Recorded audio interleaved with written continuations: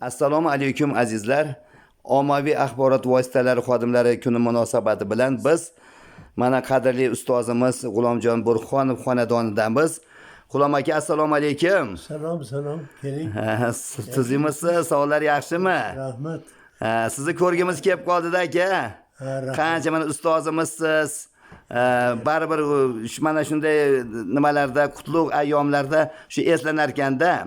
Hozir mana Alisher hoji juda katta bizga mana shu yerda dasturxon yozdilar bayram munosabati bilan. Ayollarimiz kelishdi, hamma hamkasblar dildan suhbatlashdik.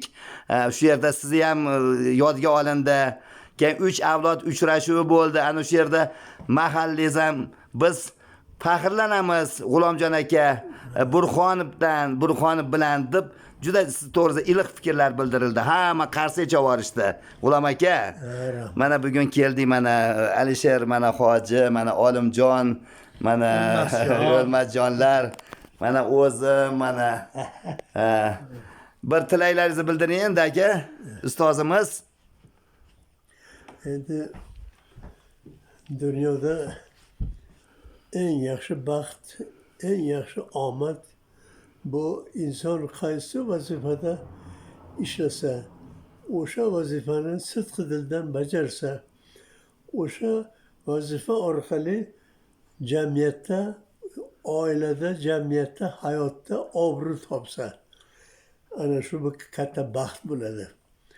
Jurnalistlarning ana shunday baxtli hayot kechirishlari hammani qiziqtiradi.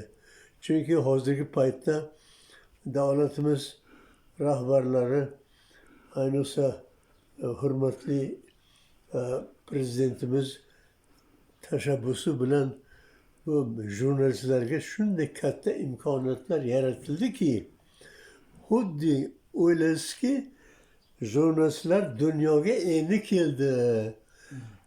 Bu alohida odamlar, bular yangi odamlar. Dunyoni zabt etgan, dunyoni butun borligicha aholiga, xalqqa ko'rsata oladigan, namoyish qila oladigan va uning asl mohiyatini chuqur his etib, butun olamni yoritadigan kuch bu jurnalistlar.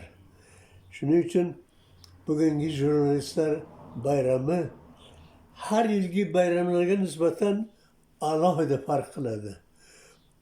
Bu yilgi jurnalistlarning bayramlari juda ham katta bayram, juda ham katta tantana desa bo'ladi.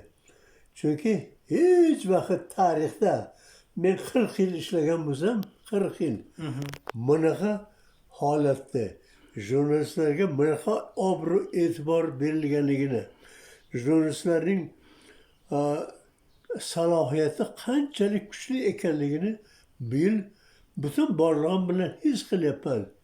Mana shu yerda ko'zlarim ko'rmasa ham televideniya orqali, radio orqali eshitaman, keyin gapirib berishadi. Shu gaplarni eshitib, jurnalistlarning hozirgi holatini his etib, ko'zlarimda yosh chiqib ketadi. Qo'shnilarim bor, qo'shnilar kirishadi. G'ulom aka, endi siz ishlaydigan davr keldi-yu, obbo deb qo'yishadi.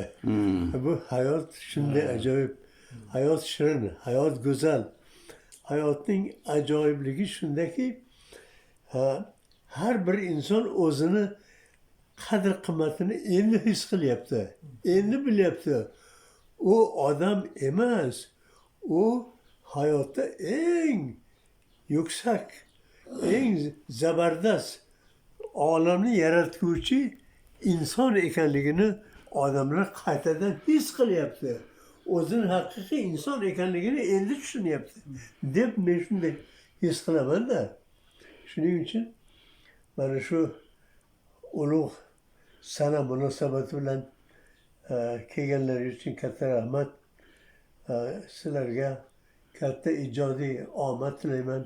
Bola chaqalar baxtiga, ishlayotgan korxonalaring, ishxonalaring baxtiga qolaversa, ajoyib mustaqillik zamonasida har kuni va tobora chiroy ochayotgan, gullab yashnayotgan mamlakatimizning ravnaqi yo'lida ishlaringga katta omad tilaymiz. Ijodiy parvozlar ko'paysin. Faqat nima shu bayram kunlarida emas, balki vaqt topib, tez shu bir-biringni izlab topib, axtarib topib, qadr qiymat qilsalaring, inshaalloh jurnalistikaning obro' e'tibori olam uzra yana kuchayadi. Hammalaringga bayram muborak bo'lsin. Rahmat. Endi Olim akamdan 2 og'iz Rahmat. Eslatib o'tamiz. Bugun biz Farg'ona teleradio kompaniyasida uzoq yillar ishlagan muharrir G'ulomjon aka Burxonov xonadonida bo'ldik. Biz G'ulomjon akaga uzoq umr, sihat, salomatlik tilaymiz. Doimo bizga duogo'y bo'lishlarini Allohdan tilaymiz. Mana shunday tez haqiqatda G'ulom akam aytmoqchi, tez o'sha kunda nima bo'lsin, doimo xabar olib turishimiz kerak ekanda. Ana shunda G'ulom aka ozgina bir qanday bo'ldi? Ko'nglingiz taskin topdimi? Biz ovozimizni eshitdi, mana Ajab emas. Sizlar ketguncha meni ko'zlarim ochilib, yana sizlar inshaalloh. Bir duo qiling endi. Amin. Tinchlik, xotirjamlik bo'lsin. Mana bu dunyo notinchligi avj olayotgan bir paytda mamlakatimiz rahbarining har kungi nutqlarini quloq solsangiz, dunyoda tinchlikni saqlab qolishga sa'y va harakat qilyaptilar. Juda ham ulug' ish bo'lyapti. To'g'ri. Ilohim o'sha ulug' insonlarning so'zlayotgan nutqlari duoga o'tsin. Amin. Dunyo tinch bo'lsin. Amin. O'sha jangovar, ko'ngli qora noinsoflarga Alloh insof bersin. Urush to'xtasin. Hech kimga qo'lni ko'tarmasin. Shuning uchun dunyomiz tinchligi uchun hamisha sizlarga kuch-quvvat, jurnalistik salohiyatlaringizni sarflashda sizlarga omad tilayman. Doim omon bo'linglar. Allohu akbar. Rahmat.